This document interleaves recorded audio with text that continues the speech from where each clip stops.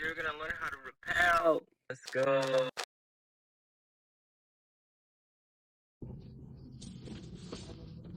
Everything is like catching my weight. This is where most climbing accidents happen. Like, if you don't have that, you fall off. Like you're always gonna have. Yeah.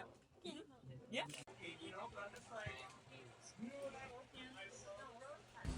Yeah, this is an exciting day. A couple of weeks prior to this class, which I'm headed to here, my climbing club scheduled a class for us to learn how to rappel, which is a really important skill to have if you want to start climbing outdoors. And this class was happening right around the time when I had just learned how to belay and how to top rope. And I've been feeling really excited about that because this year I took upon myself to learn all the skills I need to be able to climb outdoors. I want to be ready by latest this summer. We're in 2025 here, but yeah, let's see if I can do that. Fingers crossed. I already have two spots I know I want to try to start my journey outdoors, and I'm from Massachusetts, so first I want to go to a place here called Quincy Quarries. It seems like a great place to start, and sometimes you have some events happening there, which seems really fun. Cool thing about this place is that some of the walls have graffiti art, and also while you're climbing, it looks like you're able to see the city of Boston far in the background. That's crazy. So can't wait to go there. I think this will be a great starting point for me to climb outdoors. And then eventually, when I'm feeling more confident in my skills and feel like I'm doing everything safely, I want to head out to Romney in New Hampshire. That's probably about an hour and a half car drive from where I live, maybe even two, which is a bit far from what I'm used to, but apparently climbers from different parts of the world go there. And from the pictures, it looks like this place is a climbing heaven, so it's definitely worth the gas. But yeah, for now, enough talk, and let's learn.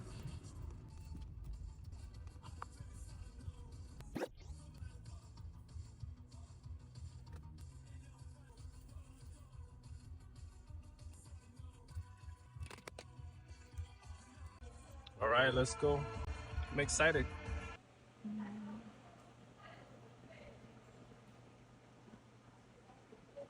With this length, I can actually kind of like do a little bit of a mini rappel and kind of test and make sure that I'm actually through both loops. I'm attached to this. Everything is like catching my weight. And once I feel comfortable with that, I can take this off, put it back onto my harness, which kind of like backs that up, right? So that's another point of connection because this fails for whatever reason. And then I can go on my rappel. And I'll say on rappel, like we say, climbing is one of the commands. I'll go through the whole thing and I'll get to a point where I'm either at the next belay ledge or on the ground. I'm at another belay ledge. What I'll do is I'll click and secure myself to the anchor, and then I'll take this off, and this will unweight the rope for the next person to go. And I'll take this off as well so that the rope is free. And then I'll say, I'm off rappel, so the next person can go. Yeah. So this is kind of like that check system. That's something I do even to this day. Every single time I do something, I check all the lockers, I check the things. I do like a little rappel because it's easy to just like miss like catching on this or miss like getting the rope into the have the carabiner through so you're okay with that, but you actually clip the rope. So while I'm doing this, I'm tugging on each piece of it to make sure I feel it. So I'm tugging on this to make sure I feel it here. I'm putting on the rope. I'm pulling on all the things. I'm double checking everything.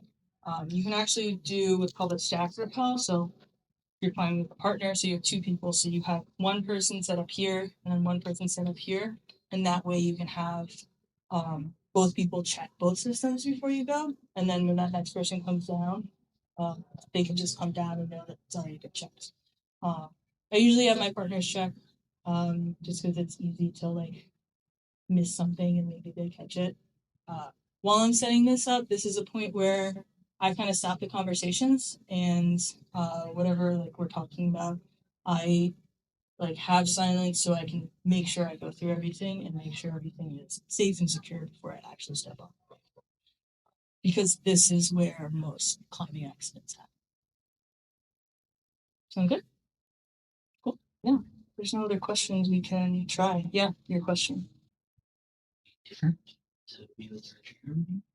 So the way this is set up, so say you've been climbing on this all day, right? And this is your own personal anchor that you've made. That's a good question. So I would be up here. I would be climbing. I would have the person that is following the climb.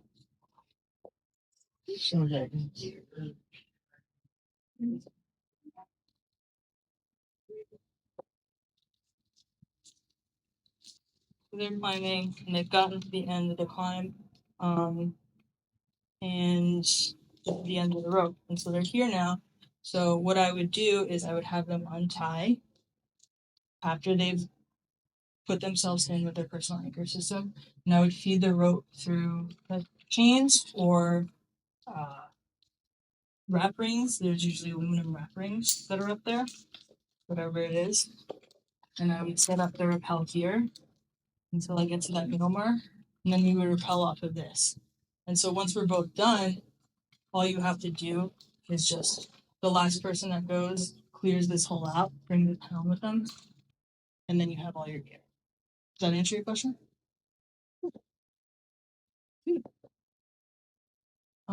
Yeah, you can practice now if you want. Two people can set up here. We have two rows. Now, at this point of the video, you're just going to see me practicing how to set myself up to rappel.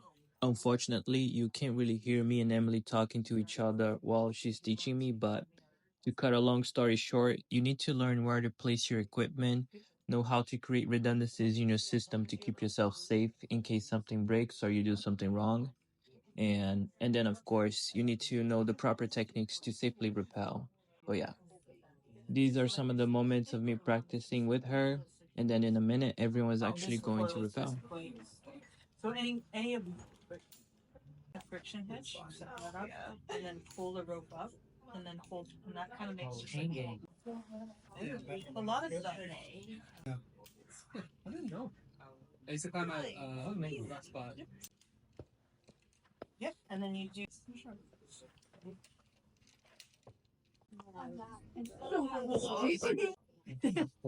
Stop forever. Yeah, if you don't have that, you kind of like you're always gonna have points in it.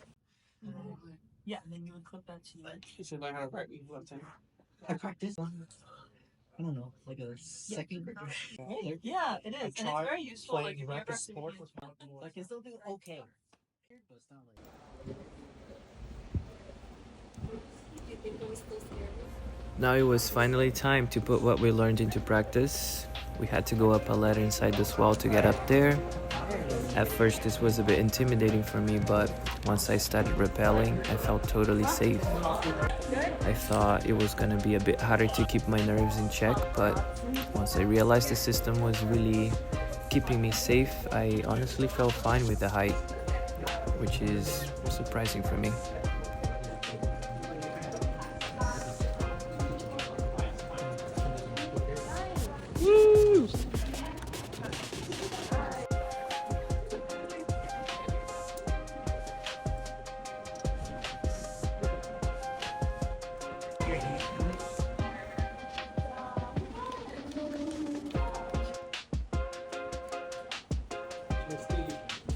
Pretty fast.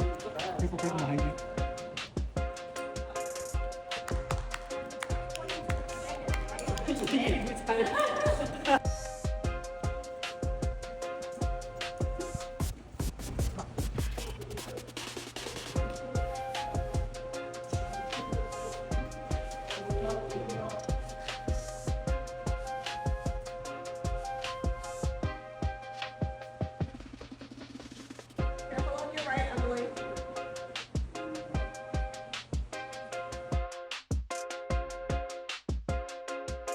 So we want pull, like keep the rope, get to the, like pull the rope through, basically pull it up,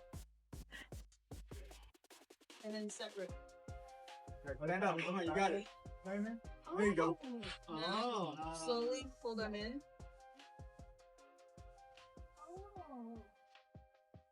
I'll pull them separate. So I can't go on them. Maybe not.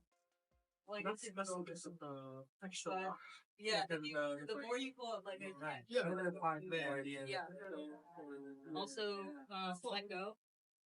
So if I You got it. this, There you go. I can kind of hands free. Push up on your right. So I'm going on this. With just this, you would want to try this on so that now if I grab this completely hamstring, I can make whatever I can't go anywhere. There's a gap. Not. But this will catch up for like trendy. But if I pull in or this gets yanked, and if I'm doing something, you can break it off and just like bunch up a bit. It can pull me down. So,